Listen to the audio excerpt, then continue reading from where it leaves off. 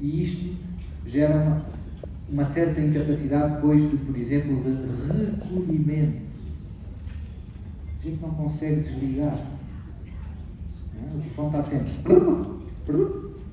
Está sempre uma mensagem a chegar, ou, não é? Ou o carro, ou a música, ou os cartazes, ou a televisão, ou.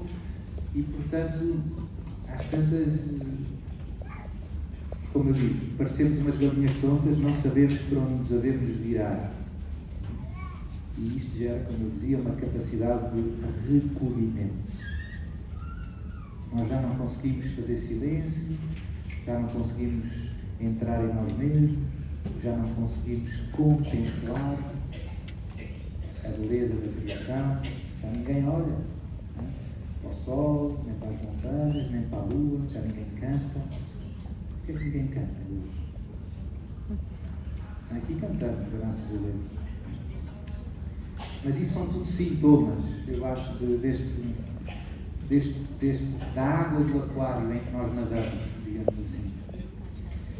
E o último, como eu digo, eu não estou a dar grandes soluções, estou só a lançar provocações, a dizer coisas que nos complicam a vida na nossa relação com Deus. A última eu noto que hoje, o mundo em que vivemos, com as suas facilidades, hoje é tudo tão cómodo, hoje é tudo tão fácil. Hoje a gente abre uma torneira, sai água.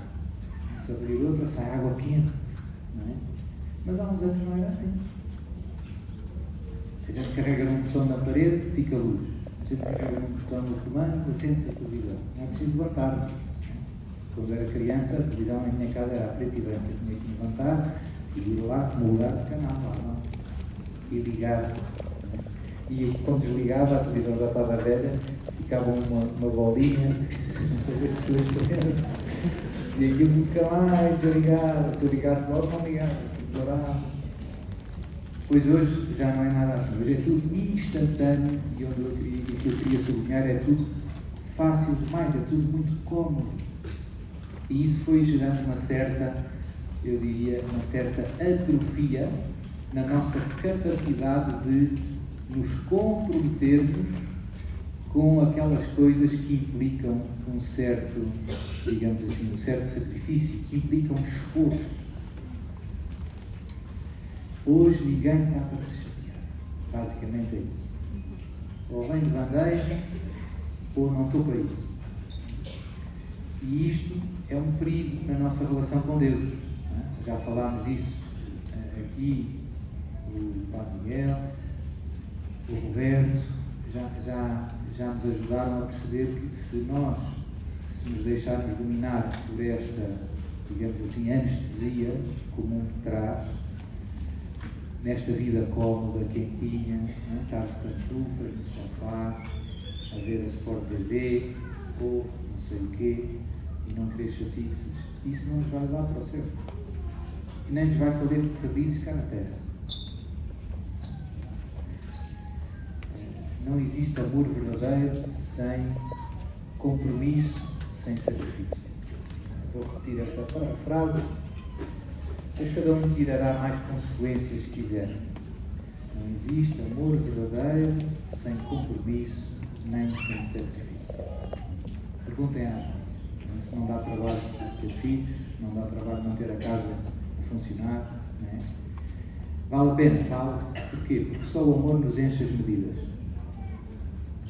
Uma vida fútil, uma vida sem sentido, uma vida a ver televisão de pantufas, não leva a lado nenhum, não leva a felicidade nenhuma. Eu encontro muitos pais tristes ou desanimados porque os seus filhos tiveram tudo e hoje em dia não querem nada. Pronto, vamos às perguntas. Ficam as provocações só para vos deixar a pensar, tipo TPC, né? Uns beliscões, de vez em quando um beliscãozinho é bom. Padre Eduardo, tenho 4 filhos e o meu companheiro não quer casar por causa da herança. O que devo fazer? Então, é um problema fácil. Porquê? Porque pode casar com separação de bens. Acho eu, não sei se isto chega, não sou grande jurista, mas o casamento, os efeitos legais do casamento, pode ser, tem três hipóteses, não é? Comunhão total de bens, separação total de bens e a chamada comunhão de adquiridos, que é o regime normal. Se ninguém disser nada, como é que quer, fica em comunhão de adquiridos, mas pode ser uma separação total de bens, que eu até acho uma coisa boa. Eu pessoalmente até acho uma coisa boa, isto é a minha opinião. Porquê? Porque acho que as leis servem para quando as coisas correm mal. Não é? As leis só servem aquelas letras pequenas, quando a gente faz aquele contrato com a Mel, ele só vai servir num caso, se houver chatice. Então, se houver chatice, o melhor é que aquilo seja o melhor para nós possível, o mais, não é? Enfim, fecho parênteses, não interessa. Embora, às vezes há casos, não é, eu penso que não é esta pergunta, há casos que eu apanho, há algumas pessoas que vêm ter comigo e dizem: eu sou padre, eu estou junta. Está junta? Então, mas porquê? Por causa da reforma do meu marido. Eu sou viúva. Agora estou lá no norte. Eu sou viúva. Então, estou a brincar. Eu sou do norte também. Eu sou do norte e do sul, sou uma mistura. A minha mãe é de Beja. Portanto, eu tenho desculpa para tudo. Sou padre que está vendo. Mas o meu pai, a família do meu pai é mais ali do Louro, e enfim, do Minho também, Trás-os-Montes, Beira Alta, sou um bocadinho todo lado. Uma espécie de salada de frutas, deu isto, não é? Pronto, voltando à viúva. Então, cá em Portugal às vezes as pessoas enviúvam, ficam a receber, ficam com direito à reforma do marido, ou da esposa, não é? Fica a viúva. E, se casarem novamente, perdem essa reforma. E para muitas pessoas, essa reformazinha, às vezes nem é muito, são 300 euros. Mas para elas aquilo faz toda a diferença. Faz muita diferença. E às vezes eu até já apanhei casos em que eram 2 viúvos com as 2 reformas e que, não, seu padre não. Então, e nestes casos, como resolver a situação? Então, obviamente que o mais correto seria, obviamente, casarem e perderem o direito às reformas. E agora o que é que vai ser de nós? Não sei, mas o céu está em primeiro lugar. O céu vale mais do que uma reforma de 300 euros. Vale ou não vale? Pelo menos para mim. Pronto. Mas não há outra hipótese, etc. É verdade que agora há a questão de, mas é justo eu perder a reforma, o Estado não devia. Isso já é mais discutível. Eu preciso mesmo, ok, o bispo não poderia autorizar. Infelizmente, nós temos, quem não infelizmente, tem coisas boas, não é? Portugal, os bispos da Igreja de Portugal têm um acordo com o Estado português, que se chama Concordado. Foi revista agora em 2004, 2005, e antes era de 1970 e tal. E nesse acordo, entre outras coisas, está a questão dos efeitos civis do matrimónio católico. E isso, por um lado, é muito bom, porque o matrimónio é uma instituição, digamos assim, que tem uma grande relevância social. O matrimónio não é só uma questão de ser católico. Não há uma sociedade que se aguente sem famílias sãs. Ponto final. E o Estado, que tem a obrigação de zelar pelo bem comum, ou seja, por aquilo que é necessário para todos poderem levar uma vida feliz, no dia em que deixar de defender a instituição familiar, está, digamos assim, a dar um tiro nos próprios pés. Porque se as famílias acabarem, se as famílias se desmontarem, se dividirem, o que é que vai acontecer a um país? Acabou-se. É o que a gente está a ver na Europa. A gente está a ver que isto está a acabar, não há portugueses. Quantos portugueses, qual é a taxa de natalidade? É um desastre. A taxa de natalidade em Portugal é um desastre. E agora? Agora isto vai ficar para os marroquinos, para os outros que vão vir, né, da Europa de Leste, etc. Vai ficar para eles. É um país tão bonito e tal, exatamente. Acabaram os portugueses.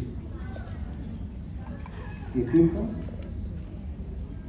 é do Estado também, que não ajudou as famílias, né, que promoveu o divórcio, que promoveu a contracepção, que promoveu a redefinição do conceito de família. Né? Tudo isso destruiu a célula fundamental da sociedade, que se chama família. Portanto, o Estado não é porque é um Estado de um país católico que tem de defender a família. Não. É porque a missão do Estado é zelar pelo bem comum. E, portanto, se o Estado não promove a justiça, não promove a paz, não há, é o caos. É o caos na capoeira. Onde é que eu quero chegar?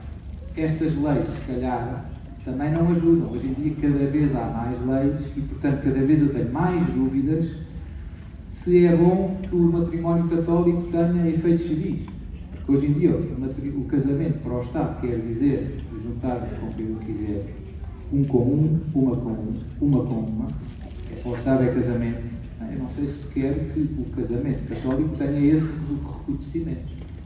Mas, por outro lado, é bom que civilmente ainda há, quer dizer, o Estado ainda reconhece a família e ainda a maioria das famílias, a esmagadora maioria, são famílias como Deus quer, sim. Mas o problema é que isto depois vem tipo cancro. O cancro não começa com 2 quilos, não é? Começa com uma célula que ficou maluca e depois ela reproduz, já são 2, depois 3, 4, 5, 7, portanto está um tumor e depois espalha-se, não é? E portanto, e isso é o que nós estamos a ver acontecer no nosso querido país, na nossa cultura. E, portanto, na minha opinião, mas a minha opinião vale nada, e isto, no fundo, depende mais dos bispos, né? Eu acho que seria melhor separar as águas. E, portanto, o matrimónio católico não está tão ligado e não está tão condicionado pelas leis civis. E isso permitiria, por exemplo, às pessoas que recebem a pensão, do Estado, da reforma, casar-se tranquilamente e não há consequências civis, basicamente. Resolveria esse caso. Mas, obviamente, este não é o argumento principal. O problema é onde é que isto vai parar. Há algumas pessoas, eu vou contar isto aqui, eu não sei se isto é a coisa mais santa para fazer, mas eu vou dizer. Mas há algumas pessoas, o que fazem, eu penso que não é pecado, na minha opinião, senão nem dizia, né? Se fosse pecado, está excluído. O que fazem é, vão à Espanha e casam-se em Espanha. Porquê? Porque o bispo de Espanha, elas são livres de se casarem onde quiserem. Né? Então, e o bispo em Espanha não tem nenhuma obrigação com o Estado português.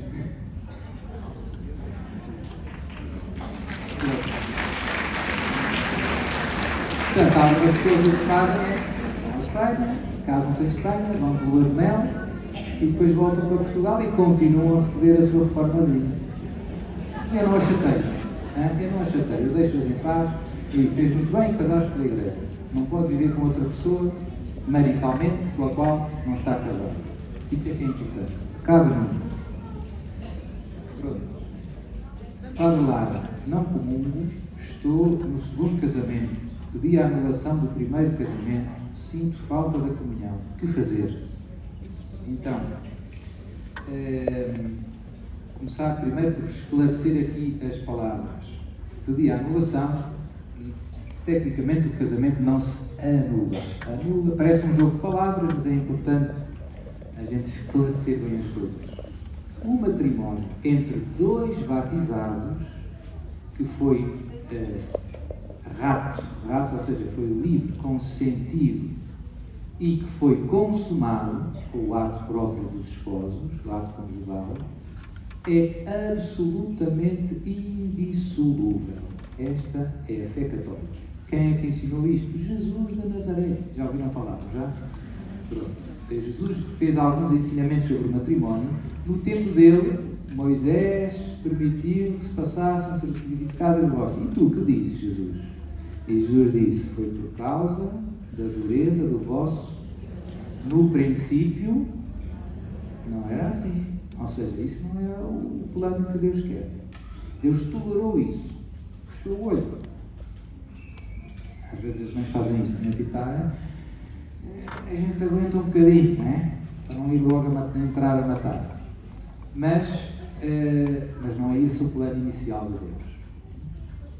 E depois Jesus diz: a mulher que deixar o marido casar com outro comete adultério. O marido deixar a mulher e casar com outra comete adultério.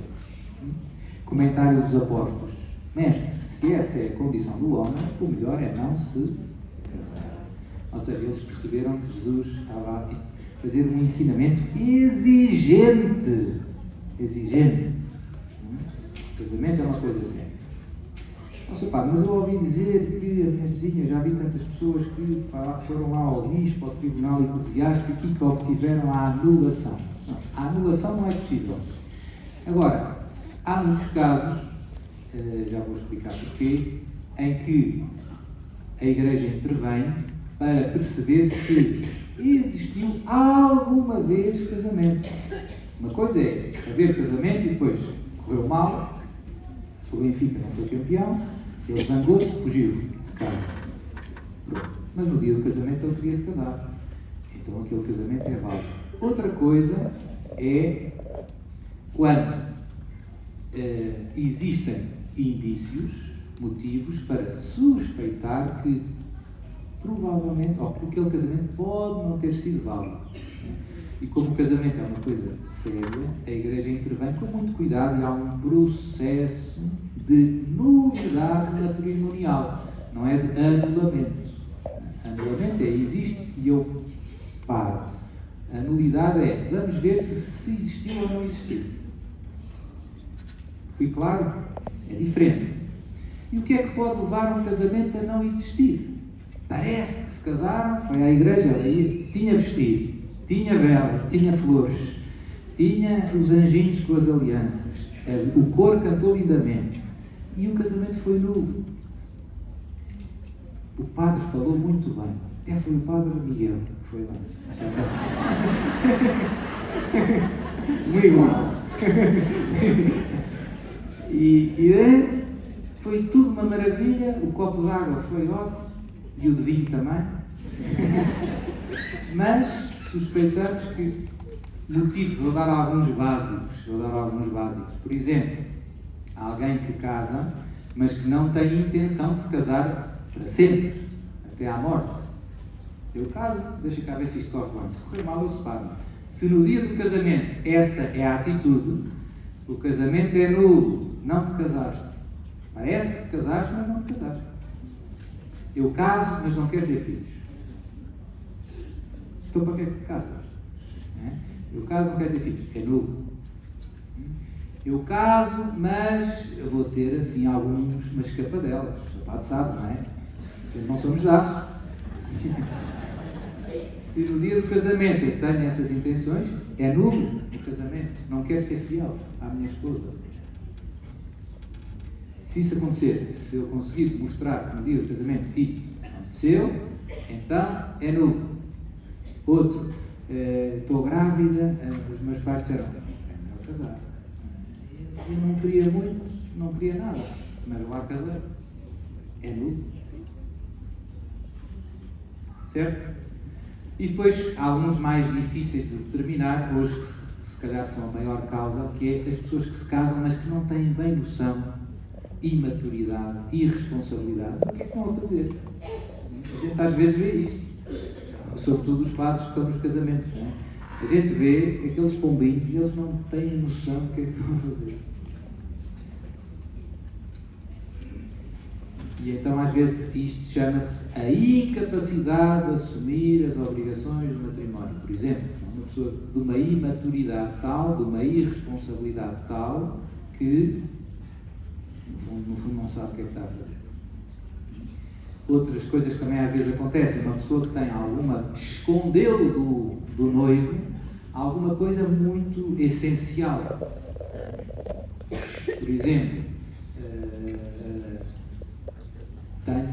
tem uma tendência homossexual e quer casar-se, porque dá jeito de casar-se por algum motivo, ou até se quer casar, sinceramente, mas quer dizer, não pode esconder isso da noiva, ou do noivo, é uma coisa muito importante.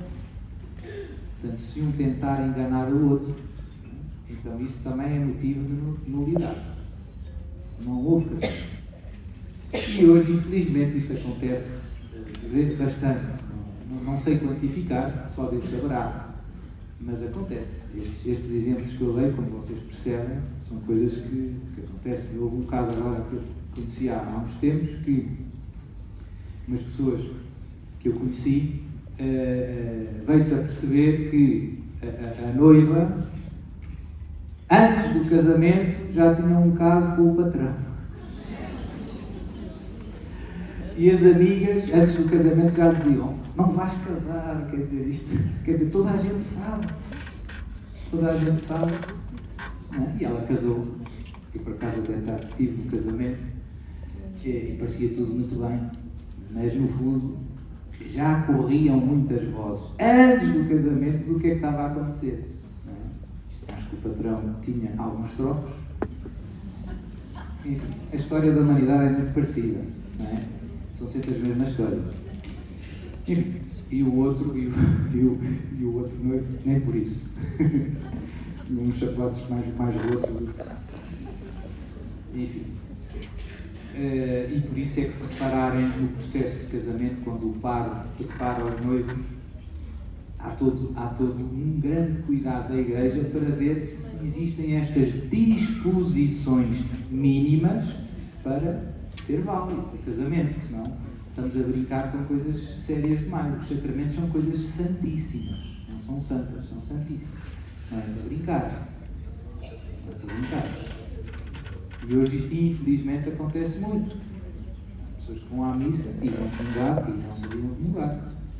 Há pessoas que se vão confessar e não estão arrependidos. E já nem sabem bem o que é confessar. Estamos a brincar com coisas santas. Cuidado, cuidado. Deus não andou contigo na escola. É preciso ter cuidado e manter as distâncias. Deus é Deus. Portanto, comporta-te com o devido amor, respeito, reverência que Ele merece. Com o santo temor de Deus. Já ninguém sabe o que é. Mas voltando à pergunta, não comum. Estou no segundo que eu pedi a anulação do primeiro. Portanto, pedir a anulação não é possível, pediu a nulidade. Sinto falta da comunhão. O que fazer? Então, agora eu diria que já pôs o processo da nulidade. O que eu digo às pessoas que estão nesta situação, digo assim 2 ou 3 conselhos muito simples. Primeiro, eu se fosse assim não arriscava, porque há pessoas que põem o processo, continuam a viver em pecado, ou seja, tendo relações maritais, sexuais com uma pessoa que não é o seu esposo ou a sua esposa, ou seja, pecado grave contra o sexto mandamento, e ficam à espera, a pôr velas à Santa Bárbara, para que o processo da nulidade venha dizer que afinal elas estão solteiras. E depois, se vier o processo, eu logo me caso, etc. Esta é a melhor atitude? Não. Esta é um pecado. Eu estou no pecado, deixa cá ver se isto escapa. Sempre arranjamos o que é certo, o que é. Mas às vezes não se arranja muito melhor que isto. É tal história. Depois cada caso a gente não pode obrigar ninguém. Jesus não obrigou ninguém. Jesus mostrou a estrada. E depois, quem quiser, toma a sua escolha. Mas a estrada certa é largar o pecado. O pecado nunca é necessário. Às vezes as pessoas vêm com esta conversa: "Ó padre, teve mesmo que ser." A gente às vezes até peca sem querer. É mentira. Não é possível pecar sem querer. É preciso querer alguma coisa de mal. Se não quiseres nada de mal, não pecaste. O problema é este, é que a gente tenta justificar o pecado. Naquele caso teve que ser. Não. Se voltasse atrás, devias escolher de outra maneira. Disseste uma mentira. Se voltasses atrás, agora depois da confissão, o que é que devias fazer? Devias dizer a verdade. Ou devias dizer: "Olha, é segredo, não posso dizer." Ou: "Não te metas na minha vida." Porque há coisas que devem ficar escondidas. Às vezes as pessoas mentem para guardar segredos. Não é preciso. Mas Jesus diz: "Seja o vosso falar sim, sim, não, não." O que vem mais disto vem do maligno. Então, o que é que eu aconselho às pessoas? Sair do pecado já. Eu digo a elas: "Olha, quer ir para o céu? Quer ir para o céu? Quer." Então, se quiserem confessar-se, é muito fácil. deixam de cometer o pecado, ou seja, estão a viver juntos, passam a viver separados. Podem ser amigos? Podem ser amigos. Mas ser amigos é uma coisa, viver maritalmente é outra. Estão a ver? Podem ser namorados? Não. Até prova em contrário, são um homem casado ou uma mulher casada. Presume-se o vínculo. Tecnicamente é assim que se diz. Presume-se o vínculo. Até prova em contrário, se a pessoa casou na igreja, presume-se que é casada. Uma pessoa casada pode ter um namorado? Não pode. Mas as minhas amigas todas da ginástica dizem: eu não te merece, tens que arranjar outro, és muito nova. Não é? Ou estou a inventar coisas?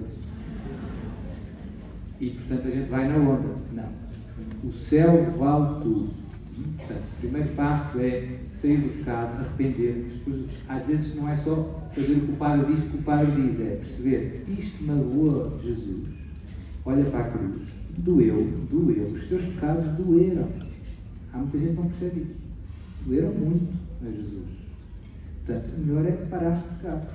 Faz pouco sentido eu pegar numa lança, espetar a lança na barriga aqui de uma pessoa qualquer e depois dizer ao mesmo tempo: eu peço desculpa.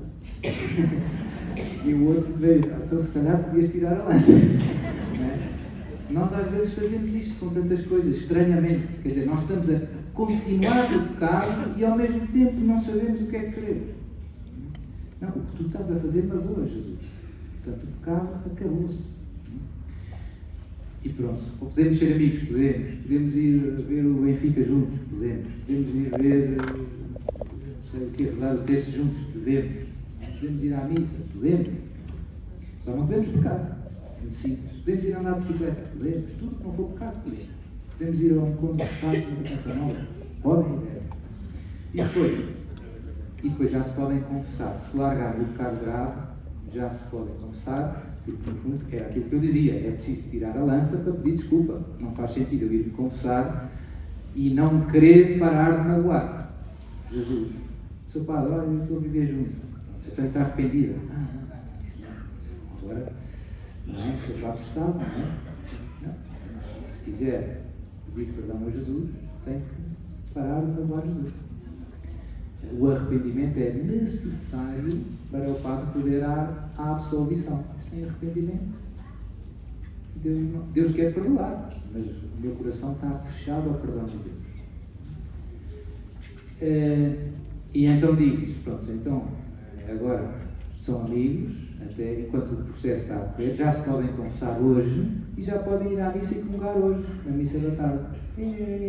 Está resolvido o problema. E o processo, agora rezam, vão fazem, não sei o quê, né? E seja o que Deus quiser.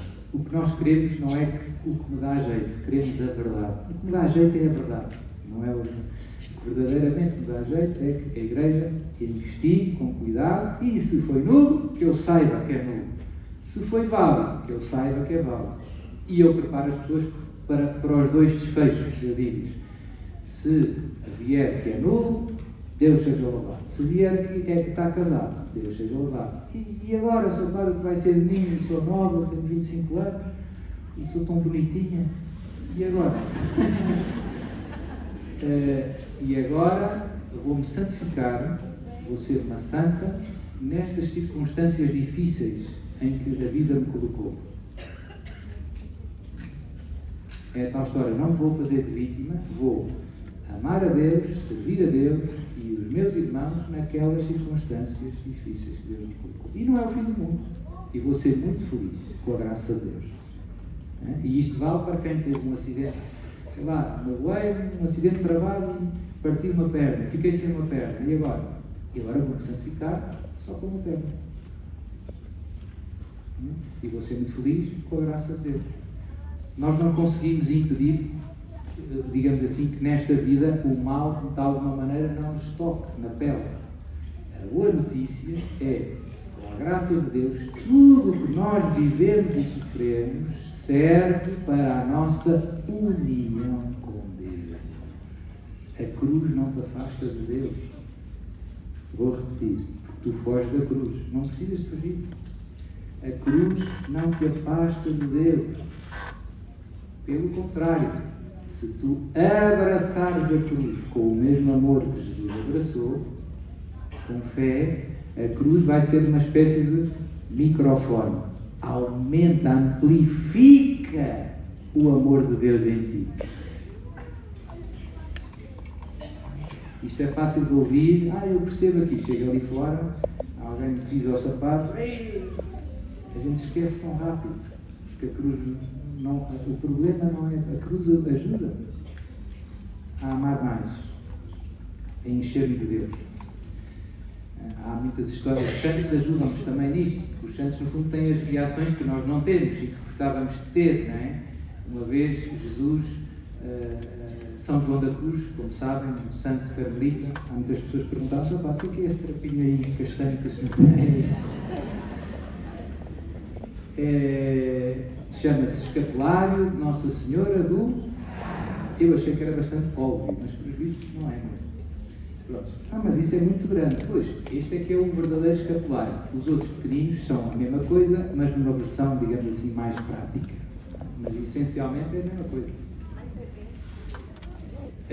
Então, São João da Cruz, um santo carmelita, uma vez Jesus falou-lhe, teve várias experiências místicas, não é? E Jesus perguntou-lhe: João, o que é que tu queres? O nome já diz muito, João da Cruz.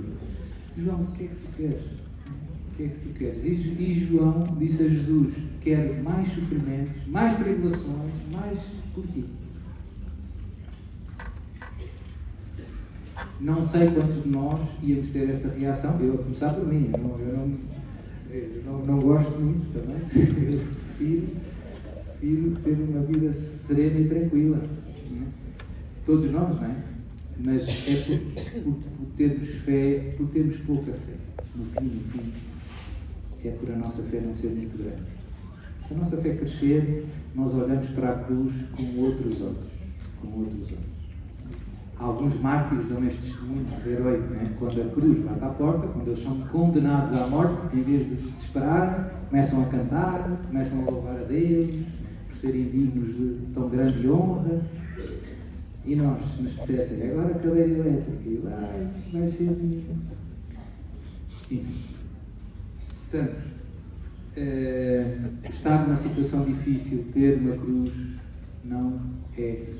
Nunca foi, nem há de ser, um obstáculo à tua união com Deus. Pelo contrário, a gente vem aqui e pede a Deus muitas graças, mas eu vou-vos dizer uma má notícia para vocês, mas aos olhos do céu é o que Deus quer, que é o que vos convém.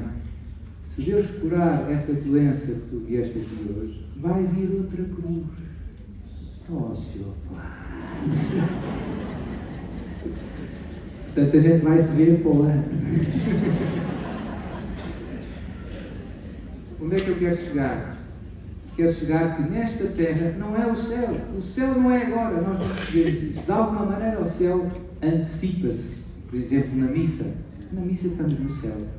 Na comunhão, etc. A gente tem uma espécie de aperitivo do céu aqui nesta terra. Mas há imensas coisas que nos lembram que não estamos bem. Que isto não é bem aquilo para que eu fui feito. Eu tenho dores, eu tenho sofrimento. E se lembra que existe uma vida com V grande. Existe a vida. Jesus fala disso, sobretudo no Evangelho de São João. Se não comungares a minha carne, não tereis em vós a vida, que é sempre a vida eterna para São João.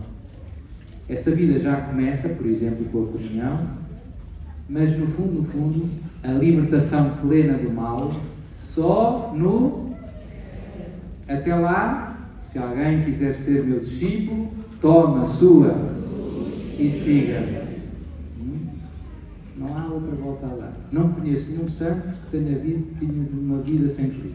Nenhum. Não conheço até hoje. Se houver algum, vocês dizem. Os nossos queridíssimos São Francisco e Santa Jacinta Marco tiveram uma vida fácil? Nossa Senhora teve uma vida fácil? São José teve uma vida fácil? São Pedro teve uma vida fácil? São Paulo? Tu vais ter uma vida fácil? Se seguir Jesus não vais, mas vale a pena? Vale? O prémio é o... Vamos embora.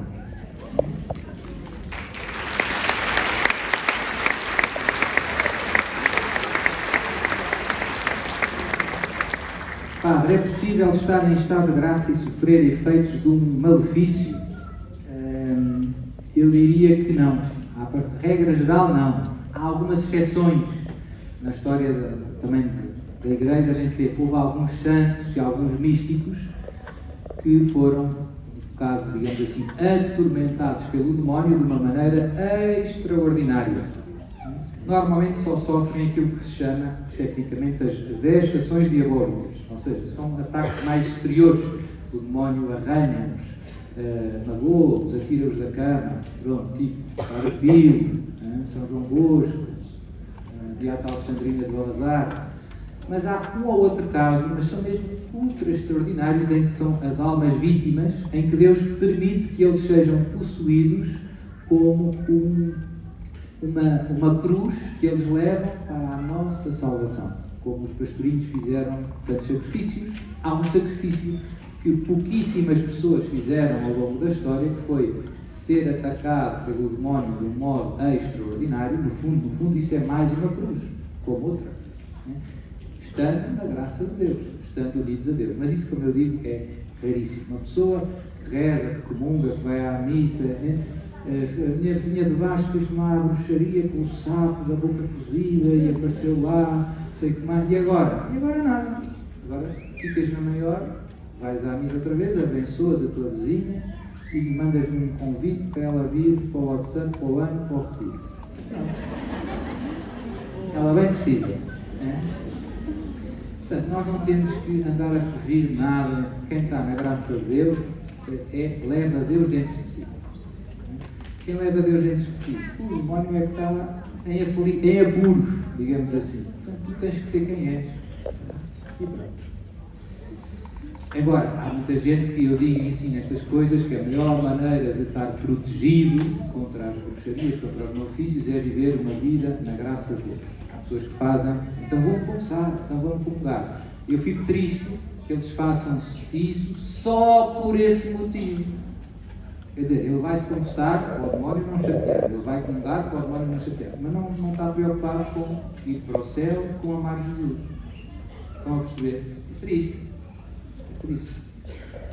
Quer dizer, a gente vai se confessar porque magoou Jesus e está arrependido. E depois, um dos efeitos de estar unido a Jesus é o inimigo já não tem espaço para meter a unha.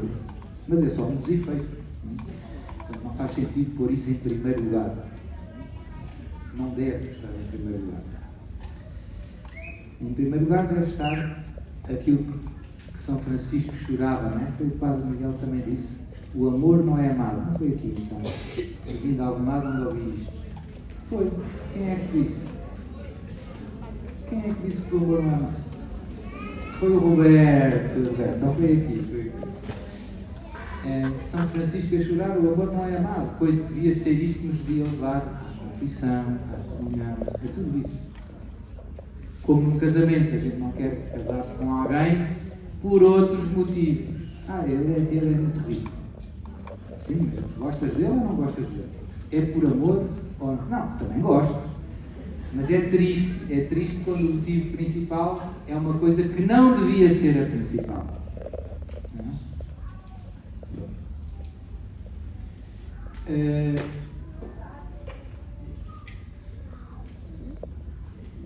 Não sei. Não consigo ver. Eu agora estou a ver bem até, mas não, aqui a palavra.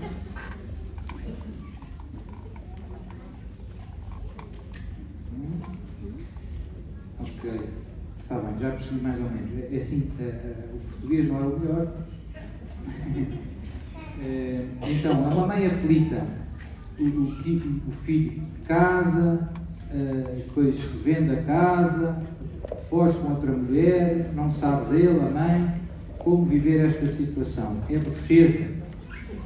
Normalmente não é. As pessoas normalmente precipitam-se muito em atribuir as culpas todas ao demónio. Obviamente que o demónio alegra-se com qualquer pecado e também dá o piparotezinho dele. Mas é errado achar que a culpa é só dele. Não é. Normalmente não é. Normalmente é um cabaz. E muitas vezes, nos problemas matrimoniais, etc., é o que a gente vê um mundo sem Deus, e portanto, um casamento sem Deus, em que não se reza, etc., é uma espécie de bomba relógio. É muito difícil que se aguente. Um casamento com Deus é fácil, e um sem Deus é uma espécie de bomba relógio. Um com Deus é uma luta, um sem Deus é desastre garantido. A questão é só o plano. E agora, às vezes há muitas pessoas, isto também se nota aqui nos retiros, contam-me o problema, o meu filho perdeu o emprego, está doente, não sei o quê, e o seu padre reza. E eu digo, eu vou rezar, mas não vou rezar só pelo emprego, eu vou rezar pela conversão do seu filho.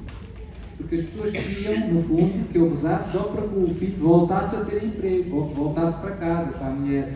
Mas o que é que isso interessa se ele não deixa o pecado mortal? Se ele continua longe da graça de Deus, ele morre e vai para o inferno igual. Portanto, o que temos que pedir é ir à raiz. E a raiz é a conversão do coração dele. A gente quer que Jesus entre na vida dele e o converta, e depois, se ele encontrar Jesus, vai querer voltar para casa, vai ser um marido de 5 estrelas, vai arranjar um emprego porque é boa pessoa, e essas coisas vão também ao sítio, mas ir à raiz. Quantas vezes, até já neste encontro, a gente já pediu a Jesus coisinhas que não são a raiz. Ir à raiz, ir ao coração. E vale a pena rezar, porque a intercessão tem muito poder. Quando nós morrermos, vamos ver o que é que Deus fez com cada Ave Maria e vamos perceber como Deus fez coisas espetaculares com uma Ave Maria, rezada com fé. E vamos dizer, se eu soubesse antes, tinha mudado o mundo. Porque uma Ave Maria rezada com fé tem um grande poder, muda a história, muda a tua história e a história daqueles por quem estás a rezar. Agora vem uma boa notícia. As pessoas sabem, há muita gente que quer falar comigo. Nossa, padre, quer falar 2 minutos. Eu tenho pena, mas eu não consigo estar 2 minutos com todos vocês. São muitos. Alguns ficam um bocadinho zangados comigo. Padre, lá, isto não se trata assim as pessoas, não sei o que mais, não sei o quê. Eu compreendo. Porque se uma pessoa como está a sofrer, perde um bocado a cabeça. Portanto, eu não levo isso a peito, não fiquem aflitos. Mas o que é que eu faço? E quando voltamos ao quando morrermos, vão ver. O que eu faço, o que eu consigo fazer por vocês todos, e que isso eu consigo fazer todos os dias, boa notícia, é rezar. Eu todos os dias rezo algumas horas por vocês, todos os dias. Que bom, Sr. Pai.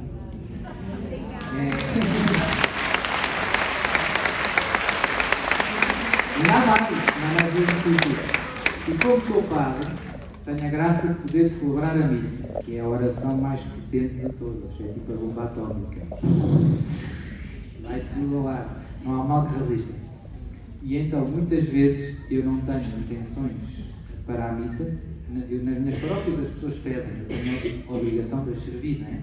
Celebro pelas intenções. Mas às vezes tenho intenções livres. E o que é que eu ponho nas minhas intenções? Normalmente só ponho 2. Ponho pelas pessoas que me pediram ajuda. Ou seja, se alguém alguma vez me pediu ajuda por carta, por e-mail, aqui, eu vou estar a rezar por elas e a celebrar missas todos os dias da minha vida até à minha morte.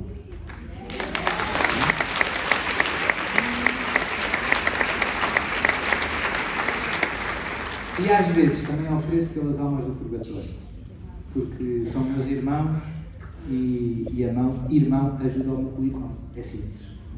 Portanto, também rezo bastante pelas almas do purgatório. Portanto, e quando vocês morrerem, onde é que eu queria dizer? Vocês vão ver, afinal o Padre Lara era meu amigo.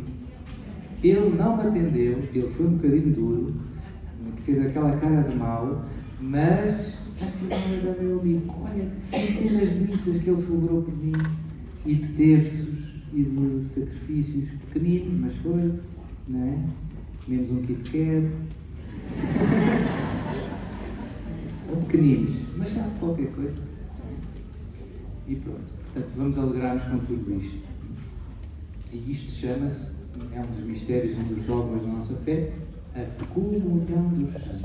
Ou seja, todos aqueles que estão em Cristo são um só corpo, estão unidos espiritualmente. E por isso podemos interceder com muito poder uns para os outros.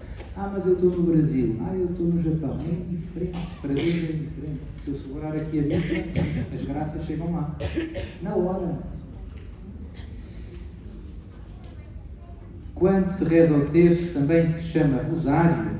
Então, a palavra terço é uma palavra usada mais em Portugal. Se nós formos a Espanha, eles não dizem terço, dizem rosário só. Ou em Itália, rosário também. O nome da oração é rosário, que vem de rosa. E a ideia é, são 150 Ave-Marias, são 3 terços, matemática, que simbolizam os 150 salmos da Escritura. Como vocês sabem, há um dos livros da Bíblia que é um livro de orações. Na Bíblia temos tudo. Deus ensinou-nos como é que Ele gosta que a gente reze. Há um livro que é um livro de orações. 150 salmos. E que nem é só um livro de orações, é um livro, se a gente quiser vir com atenção, de músicas. Deus gosta de música. Os salmos são cânticos, são hinos para ser cantados. Jesus rezava, e os salmos são um livro de orações por excelência do povo judeu. Ainda hoje, Jesus, que orações é que rezava? Os salmos. Mas para saber rezar os salmos é preciso saber ler, não é? E durante agora graças a Deus todos sabemos ler, mas durante muitos séculos não toda a gente sabia ler, e às vezes também nem havia maneira de ler em determinadas circunstâncias. E então o rosário também está ligado com isto, com uma forma simples de o povo que não sabia ler poder ter uma oração, digamos, forte. E por isso também se chama ao rosário, chamava, ninguém chama hoje, o saltério dos pobres. O rosário vem de rosa, porque a ideia é que cada Ave Maria é uma coroa de rosas que a gente oferece a Nossa Senhora, não é bonito? Pronto. Agora, como o rosário são 150, portanto, o rosário em si, completo, são as 150 Ave Marias. Mas, como é longo, é um bocadinho longo, introduziu-se o costume de rezar uma parte do rosário, um terço do rosário, e daí o nome terço em Portugal. Mas em Espanha, em Itália, em outros países, eles chamam, quando eles rezam o terço, normalmente eles querem dizer uma parte do rosário. Quando eles dizem rosário, mas querem dizer o terço, não querem dizer o rosário todo. Normalmente, quando é o rosário todo, a gente acrescenta a palavra completo. Rezei o rosário completo. Quando a gente diz só rezei o rosário, em Espanha ou em Itália, significa rezei o terço. Cá em Portugal, nós temos uma palavra que diz rezei o terço. Então não é preciso dizer completo no rosário. Quando a gente diz rezei o rosário, significa que foram os 3. Pronto. Portanto, há estas coisas de língua, mas não muda muito. Para ganhar a indulgência plenária, que está ligada ao rosário, basta rezar o terço em família ou em comunidade religiosa. Isso já dá indulgência plenária, ou seja, uma grande graça espiritual, que eu não vou explicar agora, porque senão a gente desvia-se. Já expliquei, não foi? Sou especialista, faço uma certa concorrência ao Padre Miguel. Sou especialista em estourar o horário por aí afora. Mas a gente está cá para isto também, não é? Pelo menos um dia, de vez em quando, não ter pressa. É tão bom. Porque Deus não nos liberta mesmo quando nós o seguimos. Vamos às celebrações, rezamos o terço, confessamos, etc. E porquê é que não somos libertos? É o mistério da cruz, é a tal história de São Paulo. São Paulo tem uma passagem que faz assim um desabafo. A gente não percebe muito bem o que é. Ele diz que um anjo de Satanás o esbofeteia. Não sei em que carta é que é, o Padre Miguel vai me ajudar. Um anjo de Satanás nos bofeteia porque tem um espinho na carne, e ele diz: já rezei 3 vezes ao Senhor.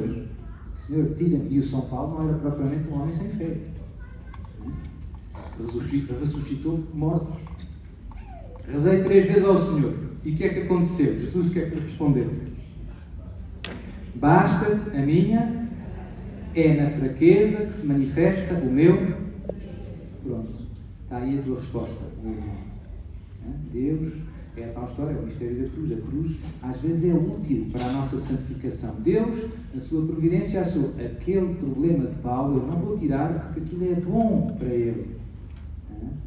Vou dar um exemplo muito concreto. Se não fosse a cruz que tu tinhas, se calhar não estavas aqui hoje.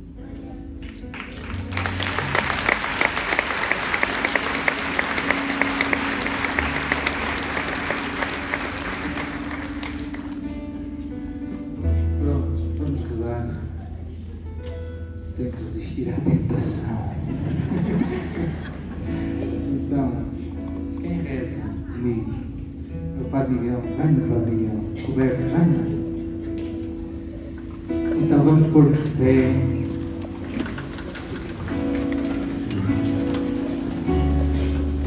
E vamos rezar juntos. Querido Jesus, eu te amo. Eu te adoro. Eu te ofereço toda a minha vida. Te ofereço todo o meu coração. Tudo o que eu tenho. Tudo o que eu sou. Aceita, Senhor, a minha oferta. E eu te a faço por meio do coração imaculado de Maria. Amém. No momento em que o Padre Duarte na rezar, respondi a pergunta. Eu senti que aqui existem alguns casais que precisam dar um passo para se casarem diante da igreja. Eu pediria que aqueles casais, ou se estiver só um dos cônjuges que deseja se casar e às vezes tem como ele disse, tem problemas que a gente fala lá de pensão, aqui como fala reserva, reforma. Levanta a mão os casais, ou se tiver só um dos cônjuges, levante a mão e fala: Jesus, eu quero me casar. Pode falar. Não tenha vergonha. Também as pessoas que são solteiras e desejam a constituição de uma família para amarem e serem amadas, que não querem ficar no caminho, querem um bom José, uma boa Maria. Ergue a mão para Jesus também. Deus está olhando, mas sou eu que estou olhando. Eles, conforme o Salmo 36, versículo 4, põe tuas delícias no Senhor, eu desejo que o teu coração Ele atenderá. Apresenta o teu desejo de que o seu casamento se consuma e fala: Jesus, eu quero, e eu vou dar passos, e o Senhor vai te dar sabedoria para dar esses passos. E diga: eu tomo posse, Jesus, essa graça tu irás levar para a tua casa. E diga: eu vou levar. Obrigado, Jesus. Senhor, depois deste momento tão rico, tão profundo, tão intenso, eu abro meu coração. Abro meu coração à tua palavra. Abro meu coração ao teu amor, à tua graça. Derrama, Senhor, neste momento sobre cada um de nós que aqui está a tua unção. Porque queremos levar para casa, Senhor, os frutos deste encontro, deste retiro. Queremos levar para a nossa vida, Senhor. Tu sabes, Senhor, toda a nossa história. Tu conheces, Senhor, as nossas virtudes, pecados e defeitos. Mas aqui estamos diante de Ti, Senhor, neste momento de oração. Eu te peço, Jesus, por todos aqueles que ainda vacilam na fé, todos aqueles que têm dúvidas sobre a presença de Jesus na Eucaristia, todos aqueles que têm alguma resistência à presença do Senhor, a todos aqueles que ainda não conseguem amar Nossa Senhora como dizia a palavra, que não conseguem amá-la como mãe, querida, mestra e rainha. Como é bom, como diz São Luís Maria de Montfort, ninguém pode ter Deus por pai se não tiver Maria por mãe, e ela é a nossa mãe. Pensa a Nossa Senhora neste momento que te abraça, que te envolve, que te faça sentir a ternura e a misericórdia de Jesus. Abraça-te, e neste abraço, abraça-te a ti mesmo e sinta o abraço da Nossa Senhora. Ela vem preencher o vazio do teu coração. Santo Agostinho diz que o vazio do nosso coração só pode ser preenchido por Deus, e Maria é a presença de Deus na nossa vida. E ela quer preencher este vazio. Ela quer preencher este vazio do teu coração com o amor de Deus. Sinta o calor. Eu sei que estás a sentir neste momento a ternura de Maria. Sinta o afeto da Nossa Senhora. Acaricia, ela acaricia-te no rosto. Faz-te um cafuné. Ela toca-te com carinho e amor. Senta no teu corpo. E ela diz-te assim, sussurrando no teu ouvido: eu te amo. Eu te amo. Sinta este carinho da Nossa Senhora. E ela te faz ver aquilo que tu ainda não consegues enxergar. Diante da tua realidade presente, Maria te faz ver que vencerás, porque se creres, verás a glória de Deus. E Lázaro, que estava morto e levava já 4 dias no sepulcro, viu a glória do Senhor na sua vida. A pedra que estava em frente ao sepulcro de Lázaro foi retirada e a luz de Cristo entrou. E eu quero pensar que a Nossa Senhora estava presente naquele momento. Nossa Senhora estava ali presente e ajudou que a luz de Cristo entrasse por aquele sepulcro adentro e Lázaro enxergasse a luz e tivesse uma nova vida. E é o mesmo que Nossa Senhora quer fazer contigo agora. Ela quer reavivar a tua alma. Ela quer reavivar o teu coração. Ela quer reanimar não apenas a tua vida física, como dizia a palavra, mas sobretudo a tua vida espiritual. Ela quer que tu alcances a glória do Pai e chegas ao céu contemplando, tendo esta visão beatífica, a graça de contemplarmos Deus face a face. Que alegria quando me disseram: vamos para a casa do Senhor. Que alegria estarmos na presença do Senhor. Esta alegria que transborda o nosso coração, porque Ele amou-nos até ao fim. Tendo amado os seus que estavam no mundo, amou-os até o extremo. E a cruz não é um fracasso de Jesus, é a confirmação do amor incondicional de Deus, de que a ressurreição será testemunha, de que a maneira como Cristo viveu é a única maneira para seres feliz e alcançares a graça do Senhor. Acolha neste momento esta palavra no teu coração, acolha esta palavra na tua vida, acolha esta oração e faça dela realmente um encontro com Cristo. Sinta Cristo neste momento. Deixa-te entrar, deixa-te inundar, deixa-te envolver pela luz de Cristo Jesus. Como é bom estarmos aqui, Senhor. 3 cenas queremos nós fazer nesta tarde. Queremos preparar o nosso coração, Senhor Jesus, para que a Tua graça, Senhor, seja cada vez maior em nós, a Tua cada vez mais em mim, Jesus. E faça-me sentir cada vez mais que eu sou o filho amado de Maria. E Maria envolve-me nos seus braços, envolve-me, mãe, envolve-me, mãe. Tu és a mãe do Rei e eu participo da realeza de Cristo Jesus. Bendito e adorado sejas, meu Senhor. E que Maria seja louvada, que Maria seja